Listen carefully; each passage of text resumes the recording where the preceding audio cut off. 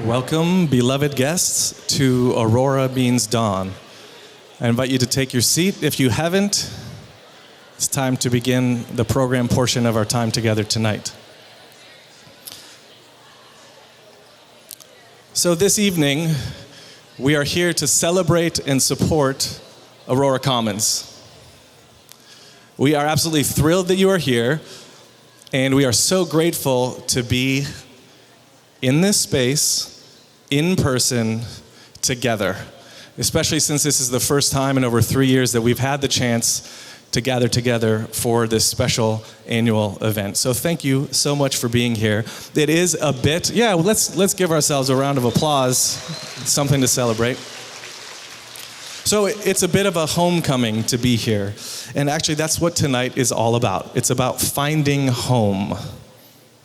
On the outside, Aurora Commons is a fairly ordinary looking place along a busy, gritty stretch of North Seattle Street. But as we will see tonight, what happens inside Aurora Commons is truly extraordinary. It's a place filled and overflowing with homecomings and healing. And every person in this room is a part of making this magic happen. So thank you so much for being here. I want to thank our board members who are here, and that includes board members past and present. I want to thank and acknowledge the staff who are here tonight.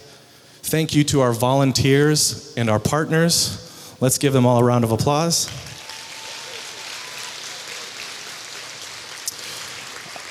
I want to acknowledge one of Aurora Commons' co-founders, Karen Cerulli, who is here, as well as a number of other people who are part of the founding community. Welcome. A special welcome to Seattle City Council member, Deborah Juarez, who is here. She is a longtime advocate of Aurora Commons. Thanks for being here with us and for all of your support over the years. And also welcome to Council member Andrew Lewis, who is with us tonight. Thank you, Council member Lewis. And welcome to everyone else who is here. Whether you are a long-time person who's been to every single benefit, you're a veteran of this experience or volunteering at the Commons, or if this is your first time learning and perhaps supporting the Commons, you are all our distinguished guests tonight. So thank you so much for being here. Now, my name is Ben Cott, and it's my honor to be your host tonight for our program. 12 years ago, along with a small group of friends and neighbors, it was my joy and privilege to launch Aurora Commons into the world. After years of walking along Aurora, hanging out at Aurora motels, building relationships, and starting a community garden, though I will say we were terrible gardeners, we were just really good at hosting backyard barbecues. After all of that, we sensed an invitation and had a dream to start something, and that was to create a home along Aurora Avenue where we could share life with and support our Aurora neighbors. And so Aurora Commons was born. And this is why, from the beginning, we've often talked about Aurora Commons as a neighborhood living room, because it's always been a place to belong, to be healed, and to just be. And all these years later, as the Commons has expanded its programs and partnerships, as it's grown a talented and compassionate staff and network of volunteers, as it's helped countless and also befriended countless neighbors, and also grown a massive network of support, which is here in this room and beyond the room. Through all of it, the heartbeat of the Commons remains the same. And that is that it is a place where our neighbors find home. So tonight, we invite you to join together in this quest, this ongoing quest of finding home. Finding home is about providing stability, that our city's most vulnerable neighbors would not only have a place to find a warm meal, but they would have a place to go to where someone knows their name and reminds them of their belovedness. Finding home is also about healing. And while we all know housing is a bigger issue now than it's ever been in this city, the Commons has always been a beacon of something even more essential. And that is the dignity and belovedness of every single human being. And it is that approach that enables the Commons to build trust with our neighbors in such a way that draws those neighbors into the resources and bridges our neighbors to the resources they need for their health and well-being and thriving in the world. And lastly, finding home is about belonging. And the cornerstone of Aurora Commons has always been the drop-in hours. It's where all the magic happens, okay? It's where lives are woven together across difference. It's where everyone has a gift to give. It's where an enormous amount of coffee is consumed, and it's also the place where people come to life again. And the truth is that your support is the critical ingredient in the Aurora Commons being able to offer this sacred space to the community. And so tonight, together, we aren't just fans or supporters of Aurora Commons, though we are that. We are also cultivators of stability, of healing, and belonging. And so it's my honor to be here with you. It's such a gift to be together. Let's welcome one another, give one another a round of applause.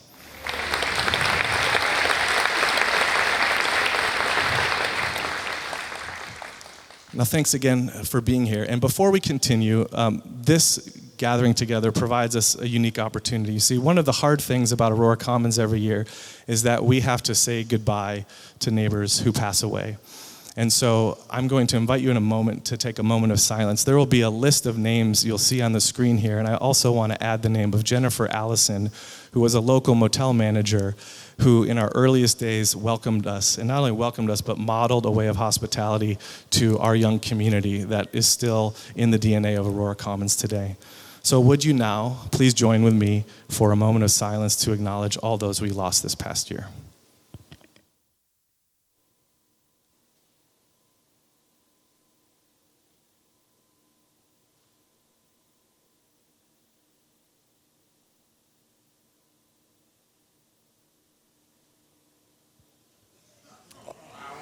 What does home mean to me? I can't comment on that right now because I've never had a home. The home I do feel is here.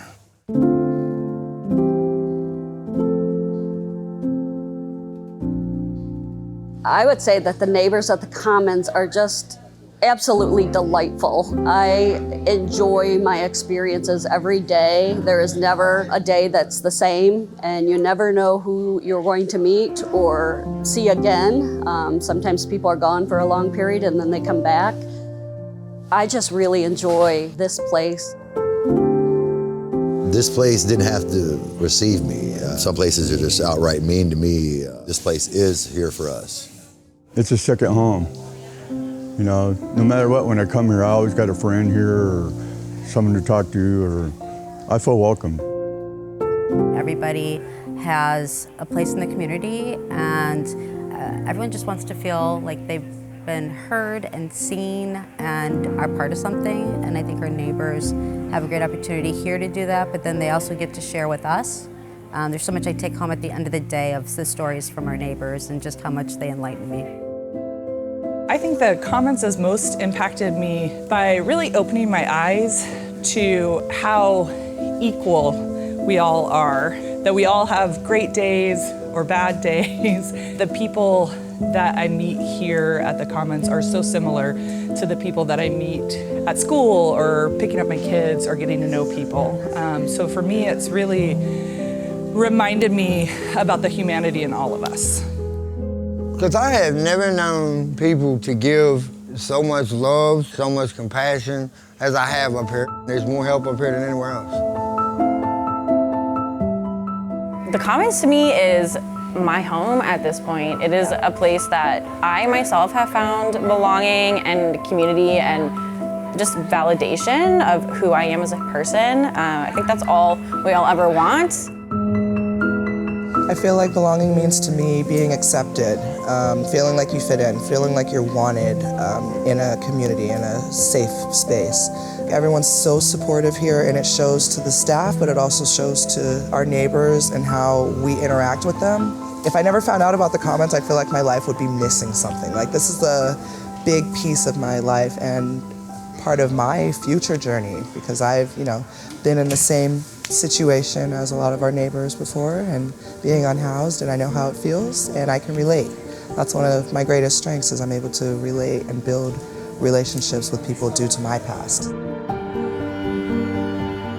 The commons in one or two words.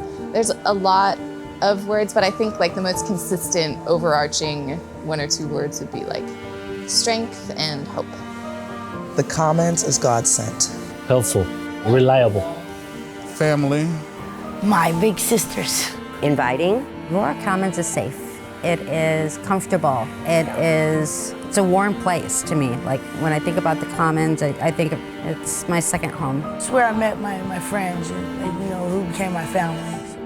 Our community needs this help. We talk about a sense of belonging, and this is a home and a safe place. Everyone gets to go home at the end of the day and have their safe place, where they have some place they go to where they feel like they belong, and they have doctors that help them with their wellness, and we're just that place for unhoused neighbors. When you are giving your money to the Aurora Commons, you're giving your money to an organization that has been here for more than 10 years, and that will be here for a long time coming.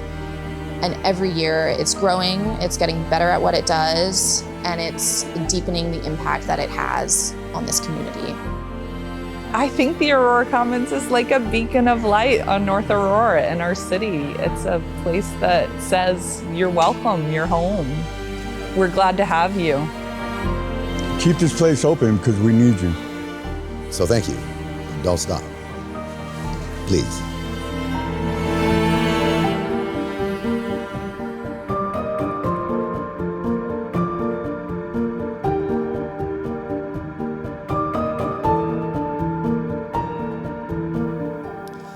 As you can see, Aurora Commons is a place overflowing with stories. And tonight we have the unique opportunity here in person to hear 3 stories from 3 incredible women whose lives have both transformed and been transformed by Aurora Commons. So it's my honor to introduce you to an incredible and compassionate leader, a woman who is co-founder and doctor of the Aurora Commons She Clinic. She's also a medical director at Harborview Medical Center and professor of medicine at the University of Washington. Beloved guests, please welcome Dr. Shirisha Danareddy.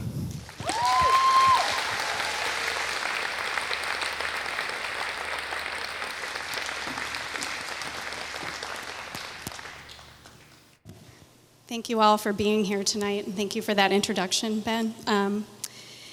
So the journey of She Clinic began several years ago with our meeting with the Aurora Commons members, and one of the co-founders, in fact.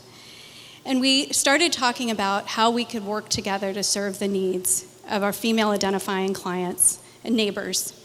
These women had been seeking shelter at the Commons, and as you can tell from the stories that you just heard, they found more than just shelter. They found a home, family, and acceptance that they hadn't had before.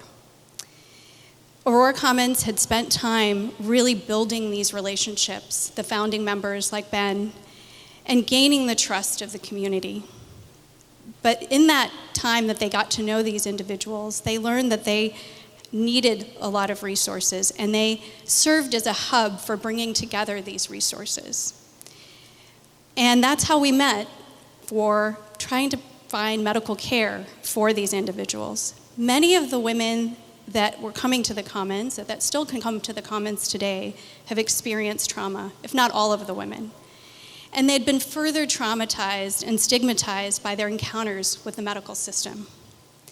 And many of them only sought emergency care when they absolutely felt it was necessary.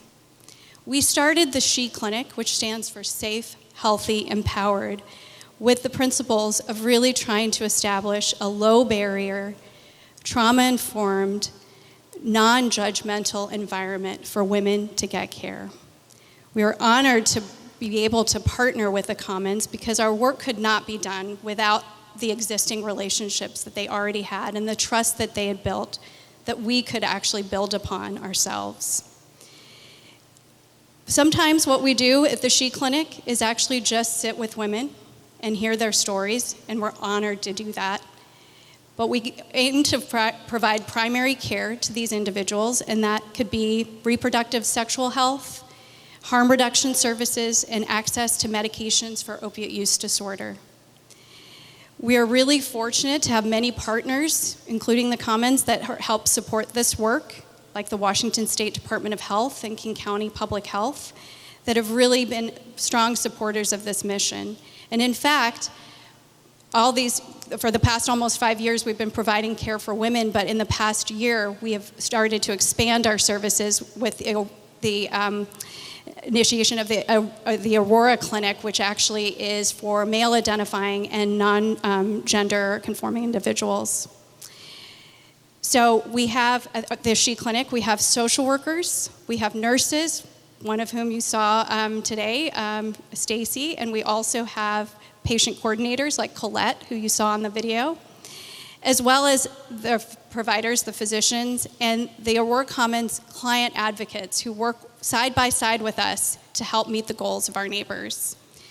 We at UW Medicine Harborview Medical Center are so fortunate to have this collaboration and so honored to be able to participate in the care of the neighbors who come to the Commons. I'd like everybody who's involved with the She Clinic and Aurora Clinic to stand up, and that includes Mary and Luke and Natalie, I think are here today.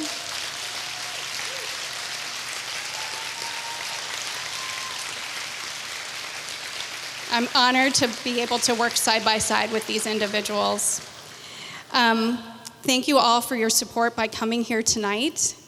Also, I'd like to hand off the baton here to our next speaker, who is the Executive Director of Aurora Commons and really the force behind the growth, vision, and the ethos of the Commons. I've personally learned so much from this woman, Elizabeth Dahl-Halindi.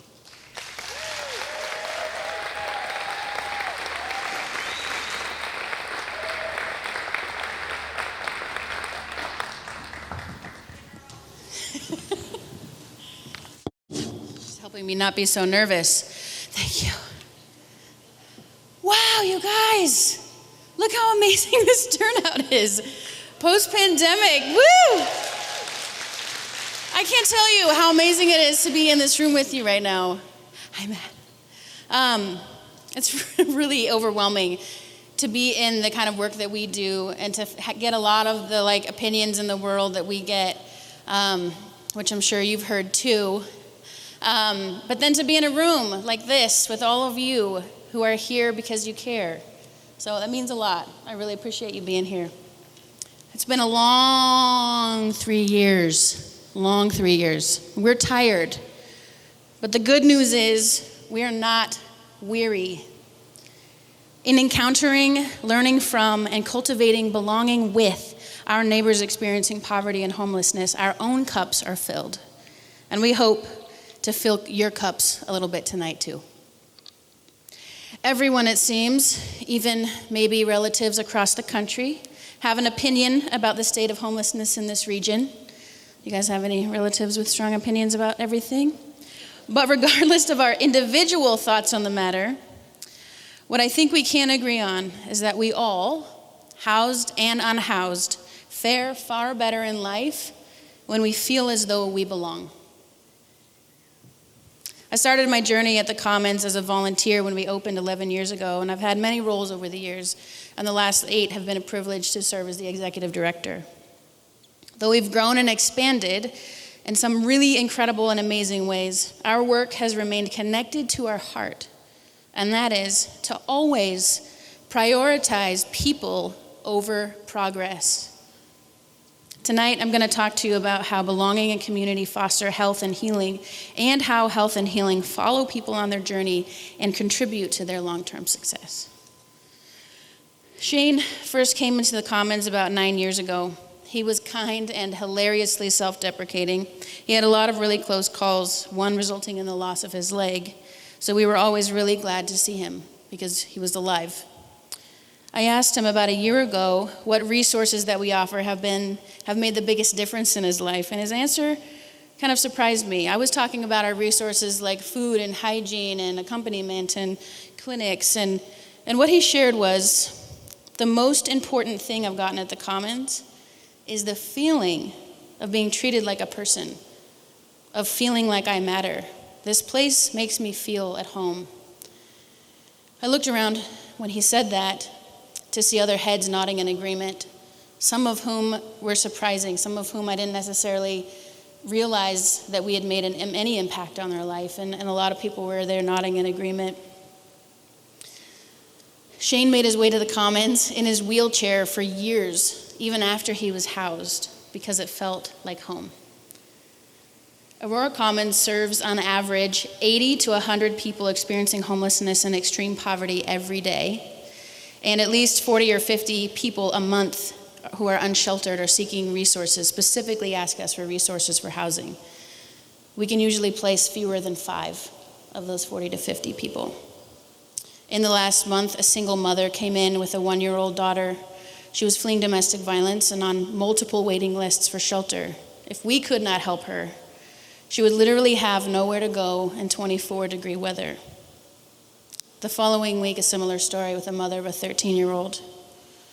In an ever-changing landscape of constantly shifting resources, Aurora Commons is a hub that people can come back to no matter where they are in their journey for community, connection, support, and sometimes an emergency hotel stay, which we were able to offer. We provide most immediate needs like food hygiene and accompaniment through advocacy and healthcare, as Sharisha shared, so that people can focus on more than just basic survival.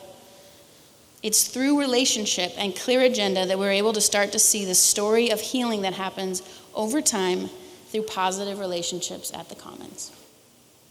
Several people over the years have told me they were close to losing grip on reality before they connected with our amazing staff. It's hard to really understand what that means until you really understand the daily trauma that people experience. And really, I didn't really understand it until I understood the impact of isolation that people feel while they're in plain sight. We all have an innate desire to connect and relate to others, which is why things like solitary confinement is used as punishment. Because we know that removing people from people is painful, and so we use it as a means to direct behavior. And studies have shown that the short-term psychological impacts of solitary confinement include things like panic attacks, depression, paranoia, self-mutilation, and for some, hallucination. A very common theme from our neighbors experiencing homelessness is the feeling of being invisible. Imagine the mental toll it would take to be in solitary confinement of sorts in plain sight. Author and researcher Brené Brown says that trust is built through little moments. She calls them marbles in a jar. And every time you do something small to build trust, you're putting a marble in a jar. And over time, the marbles build up and trust is built. But building trust is not always straightforward or easy, especially when our neighbor's bullshit meter is dialed in very clearly. Building trust also requires us to examine ourselves, our past, our privilege, our positions of power, and our triggers. If we do not come to the table with a posture of humility and curiosity, we will miss the opportunity to connect and build trust. Healing seems to work in the same way. When our neighbor's first encounter at Aurora Commons is one of welcome and not of disdain, they often have a very visible reaction to being treated with kindness. Over time, trust begins to lay a foundation of healing that can act as a catalyst for moving towards health and wholeness. Some of our neighbors, including Shane, never had a safe place to call home. And they experienced unimaginable trauma and abuse in childhood, most certainly on the streets. Shane's journey towards stability was long and painful and started well before we met him, but his journey towards healing started with a feeling of being welcome, of being accepted just as he was, maybe for the first time in his life. And we've witnessed, as staff at the Commons, firsthand how love and belonging is grounding for people and helps them reach farther. Activist and author and founder of the Me Too movement, Tarana Burke, says, an exchange of empathy provides an entry point for a lot of people to see what healing feels like. As a society, we are severely lacking in a clear path to healthcare for the longing in our hearts to belong. This is especially true for people who are denied access to most places they seek to enter. The sick part of this message that they receive is that we don't want you here, but we don't want you out there either. You can measure the health of a physical wound by looking at it and comparing it over time. Physical healing is often measured visibly in a way that emotional, mental, and spiritual healing cannot be. When someone who only ate cold soup out of a can for years decides one day to put their soup in our microwave, many of us knew this was the start of his journey home, and it was. When someone who is overly protective of their pan while cooking decides to make enough food to share, when someone begins to look up and sit up instead of staring at their shoes, these small moments might seem trivial, but they are anything but. We witness every day the simple yet life-changing moments that promote health and healing among our neighbors. Being physically located in a place where our neighbors can find has been critical. But we've been, at many times in our history, at risk of losing our lease. This has been extremely stressful when we know the deep connection our community has with our physical space, which we've worked very hard to make beautiful and comfortable. It's disorienting to lose your home, the one place you know you can belong. Many of us have felt this kind of loss, sometimes more than once. I'm deeply grateful to be able to share with you that we at the Commons have secured our permanent home. Through state grant and funds raised from our partners at Bethany Community Church and the Heartsprung Fund, we purchased our property outright in June. This means that we do not have a mortgage.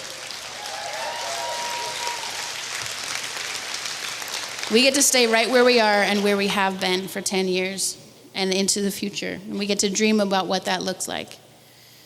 We're here tonight because we need your help. Our drop-in services, the first place our neighbors encounter when they come to the Commons, is intentionally not supported through grants and contracts. That's because so far, grants and contracts are too restrictive for the kind of culture we want to create in our space. As I've shared, building trust is complicated and takes a long time. And putting a piece of paper and an intake form between someone and their desire to just get a sandwich breaks down that trust. This event directly supports the majority of our drop-in services. Your gifts tonight lay the foundation for the trust that is built in our community.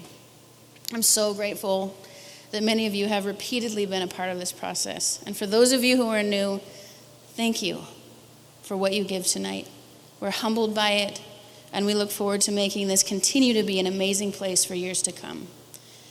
You can make a difference. Be kind, be generous, love mercy, practice empathy, push yourself out of your comfort zone, and remember that it's okay to keep your bullshit meter dialed in, but it's not okay to be unfeeling or cruel, because we belong to each other. Thank you.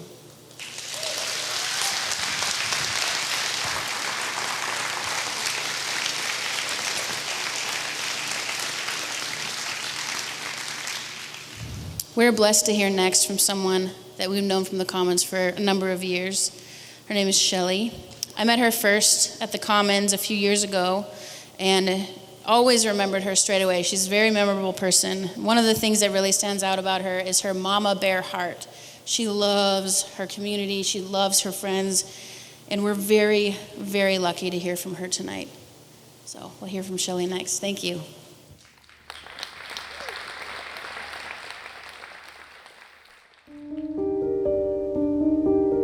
It was every day. I was here every day you were open. I needed that. I needed that stability. I needed that one thing that was going to be there. I'm Shelley Vaughn. I go by Shellbell. I had already lost my job when COVID hit, and I was in Texas wasn't doing so great. I was in a very abusive relationship. Lost my job. I spent the rest of my money. It took about 2 months before I just couldn't afford anything and became homeless and even lost the car. I was an insurance agent. I also did data reporting straight to Lloyd's of London. The biggest reason I came here was I have a friend, a childhood friend that's here, him and his wife. He had just lost his brother. We got here and spent one night, and then I was back out homeless. I got here at the start of COVID in July of 2020, and we moved here to Bitter Lake December of 2020. That used to be home. We were up there in the middle of those big trees up there, and every day after like the first month, and started in January, every day I'd wake up to at least 2 more tents, 5 more tents. But we all were family. Kind of miss it sometimes. It's a lot of loss being homeless. A lot of loss, you know. First you lose your home, then your dignity and your stuff, and it's difficult. I tell people that if it wasn't for that, you guys being here, I'd be in Pioneer Square talking to a lamppost. I definitely remember the first time I came. I was wearing a onesie. It was in December of 2020. I walked in and I had to use the restroom, so I walked to the back like everyone does, and I was having so many things going on in my life. I was feeling lost and whatever, and they're very supportive in everything, just life. It's everything that the Commons is. Things are different out there. It's not so much how we treat each other, how we are. It's being ignored, looked down on, not being allowed to be in places. You've been housed for almost a year, right? Over a year. Now all of a sudden I'm allowed to be where I wasn't before. If I talk, people listen. I feel like I'm respected. And I just want to be that voice for those that don't have the voice yet. Someone gave that to me. I'm not cold anymore.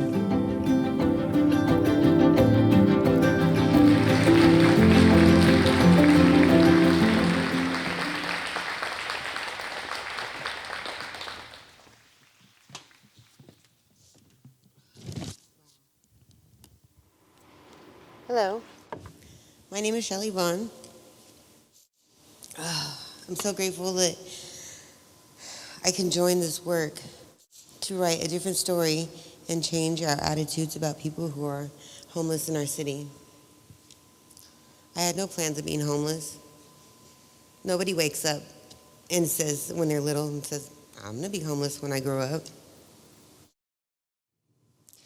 So through all the ups and downs of the last couple of years, the Commons offers stability, sanity, and love.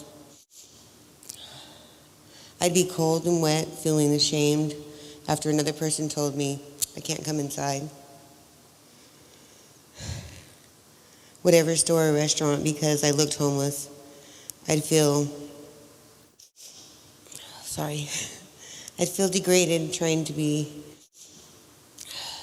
locate the bathroom just so I wouldn't have to go on myself one more time. Then I go to the Commons.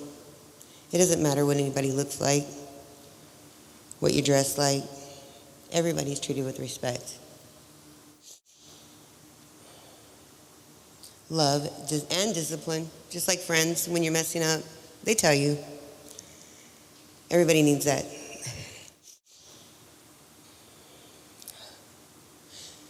The Commons reminds all who come through the doors that they have inherent dignity, worth, and purpose. Sadly, when you're on the streets, it seems those things become questionable.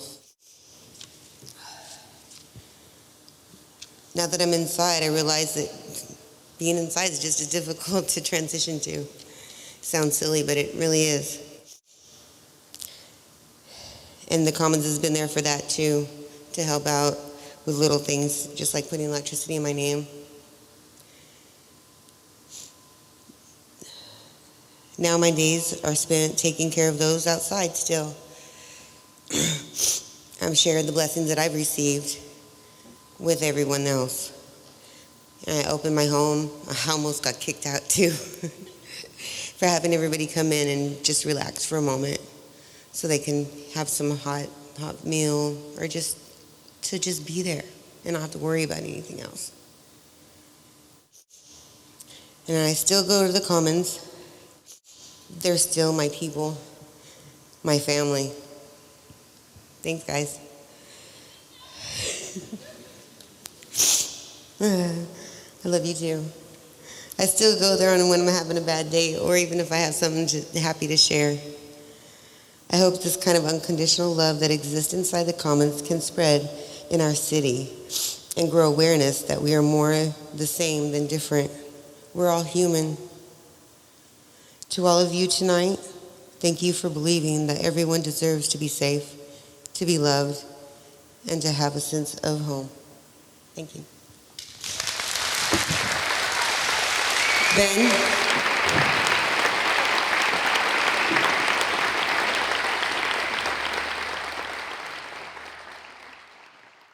Thank you. Thank you so much, Shelley, for your courage and compassion. How about one more round of applause for Shelley?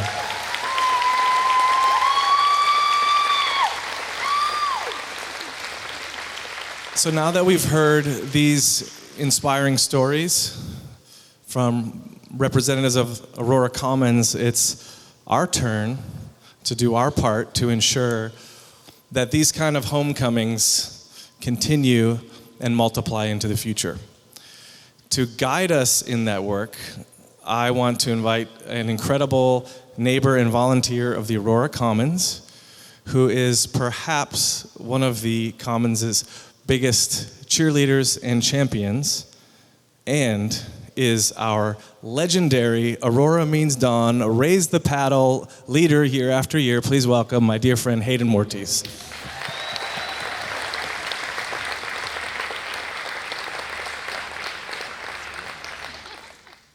Thank you, Ben.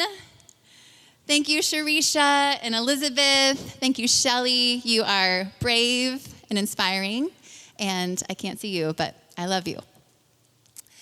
Like Ben said, my name is Hayden. I'm a neighbor to the Commons, like physically, and it's been a place of community and hope for me for over a decade.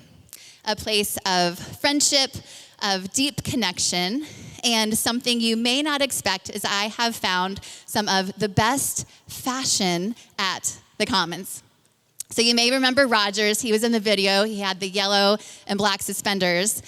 Well, the other week, he was wearing this blue Dickies onesie that had these hand-painted accents all down the side, and this orange kind of stripe that tied it all together that worked with the blue so well. I couldn't hold back. I was like, wow, Rogers, you could sell that online and get some good money for that. So sure enough, the next time I saw him, he brought the onesie and gave it to me and said something like, here, you sell it and make some money and donate it to the Commons.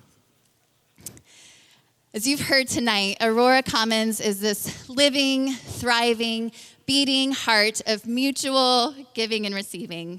This sharing in our common humanity of being beautiful and sometimes feeling broken and sometimes being fashionistas.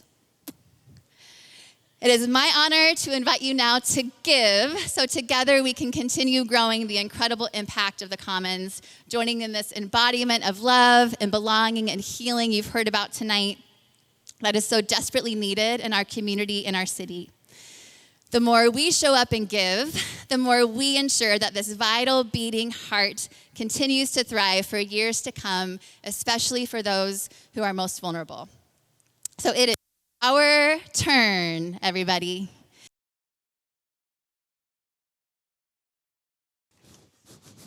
Let's give Hayden a round of applause. That's why we pay her the big bucks.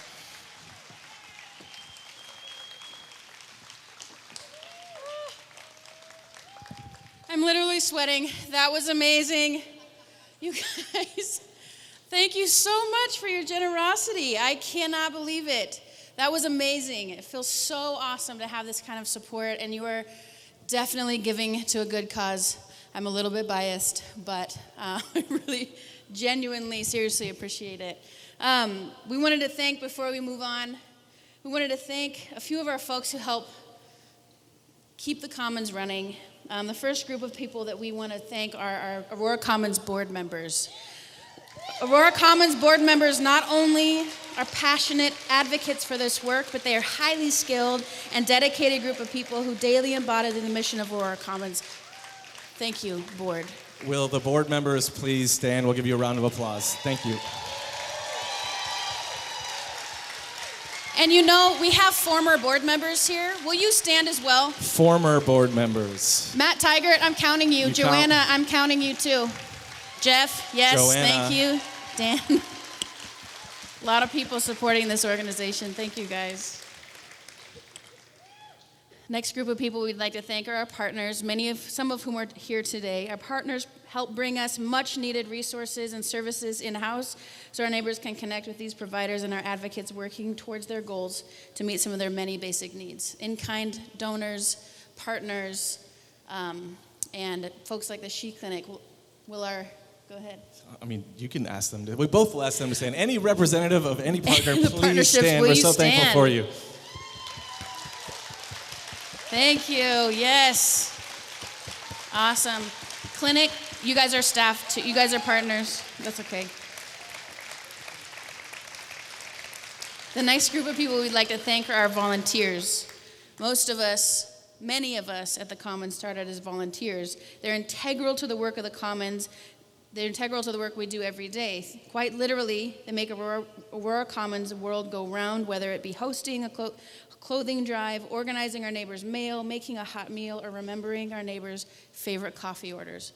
If you are currently a volunteer, have been a volunteer, or are considering being a volunteer after tonight, we invite you to stand. Thank you. Yes, Thank Aurora you, Commons volunteers. You are the real heroes. And lastly, Aurora Commons staff are some of the most incredible people I know. They are brilliant, they are funny, and they are absolutely the heart and soul of this special place. Would Aurora Commons staff please stand? And actually, come on down. will you guys come on down? I want all the Aurora Commons staff to come up to the please. front.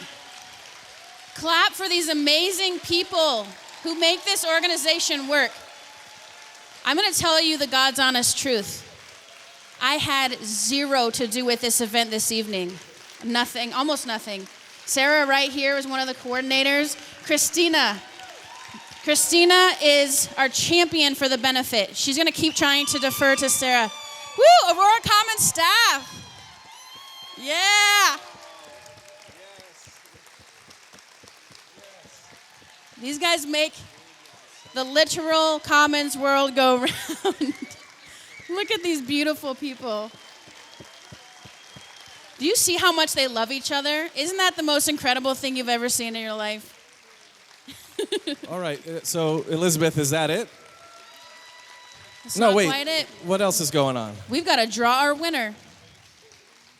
That's right. We need to figure out who's going on the Shoal Bay sailing extravaganza.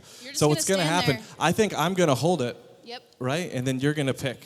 Was that right? Let one of the staff pick. Okay. Yeah, that's what's going to happen. Okay, guys, what we're going to do Luke- right now is Luke we're is going to gonna pick the Shoal Bay. You're standing up here for a little bit. Who wants to pick it? Luke already volunteered. Okay, Luke. I already. We're picking the Shoal Bay. Lovely sunset cruise. Number picked it? 501. Who's number 501? 501? Hey! Congratulations, Noah. If he's not a sailor, if you know what night he's out there, stay away because they're going to let him drive the boat. I was just handed our preliminary total for this evening. That's why I wanted you guys to stand up here. You guys want to know what it is? I'm literally shaking. $97,145.